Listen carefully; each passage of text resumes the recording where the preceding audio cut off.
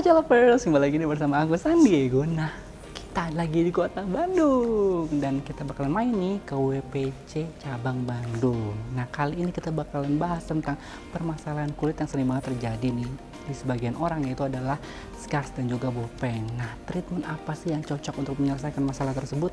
Nah, langsung aja makanya ikutin aku di konten Ngobrol Dokter kali ini dan kita langsung ke WPC Bandung.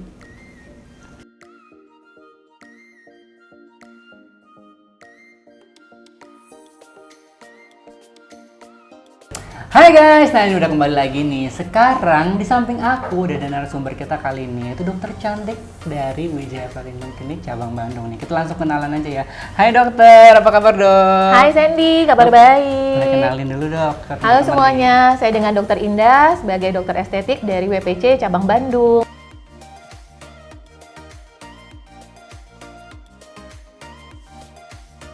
Nah nih dok, tadi sudah sempat mention juga nih kalau kali ini kita bakalan bahas tentang permasalahan kulit dari sekian banyak orang nih, yaitu adalah scars dan bopeng nih dok. Nah sebelum itu, saya mau tanya dulu nih dok, pori-pori yang besar itu sebenarnya mempengaruhi adanya si scars atau bopeng ini nggak sih dok?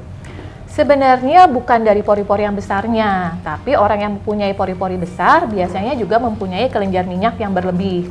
Nah, kelenjar minyak berlebih, pori-pori besar, ini gampang sekali terjadinya komedo, entah itu whitehead ataupun blackhead.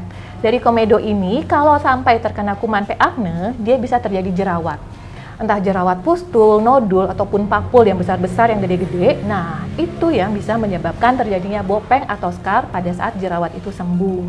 Oh, jadi itu memang bukan pori-pori ya dok ya? Bukan. Tapi seperti yang dokter sebutin tadi, jadi awalnya itu menjadi scar atau bopeng itu karena jerawat ya dok ya? Iya. Nah, kalau jerawat sendiri ini pasti menimbulkan bekas nggak sih dok?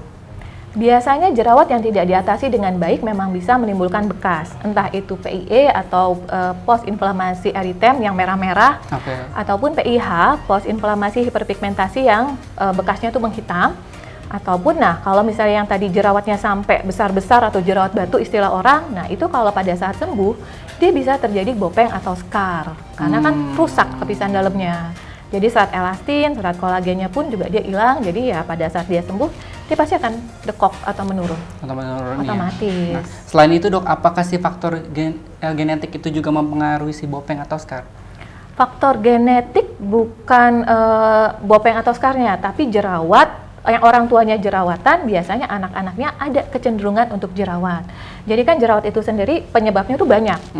Nah, salah satunya kalau orang tua kita berjerawat, ada kemungkinan kita juga bisa ikutan jerawat kalau tidak diatasi dengan baik dari awal, dari dini. Gitu. Oh gitu. Jadi ini teman-teman ya, kalau misal scar atau bopeng itu sebenarnya bukan karena genetik ya dok, tapi lebih ke kelenjar minyak yang menyebabkan jerawat itu sendiri dan akhirnya jadi bopeng gitu ya. Iya betul. Nah dok, bisa nggak sih kalau si bopeng atau scar ini tuh sembuh hanya dengan kayak krim atau dengan skincare aja gitu? Bopeng atau scarnya agak susah ya, kalau udah sampai terjadi bopeng atau scar itu nggak bisa hanya dengan krim. Jadi kita memang harus melakukan beberapa treatment, itu pun juga ada banyak kok pilihan treatment untuk mengatasi bopeng atau scar. Tapi krim juga tetap kita perlu untuk mencegah biar nggak jerawatan. Jadi nggak bisa kalau hanya, dok saya cuma pengen treatment doang.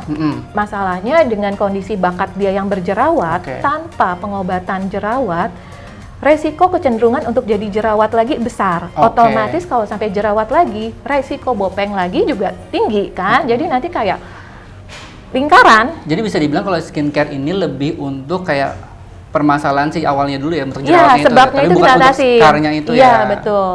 Gitu. Nah dok, kalau misal tadi kan kita udah bahas tentang kalau misalnya si krim tuh, kalau misalnya treatment nih kan berarti kan bisa diselesaikan dengan treatment ya. Treatment apa sih yang ampuh bisa ngilangin si scars atau misalnya si bopeng ini itu sendiri? Sekarang ini kita tuh lagi sering pakai penggunaan laser fraksional atau laser CO2. Nah, bisa juga dikombinasi dengan subsisi untuk mengangkat lapisan sel kulitnya dari bagian dalamnya. Nah, kalau pengen hasilnya lebih maksimal lagi, bisa juga dikombinasi dengan suntik DNA salmon. Jadi tuh tadi yang tadi dokter sebutin tuh treatment-treatment yang bisa dilakukan untuk menyelesaikan masalah itu ya dok ya. Tadi dengan CO2 fraksional tadi, dengan DNA salmon atau dengan subsisi itu bisa dikombinasi juga ya dok ya? Bisa.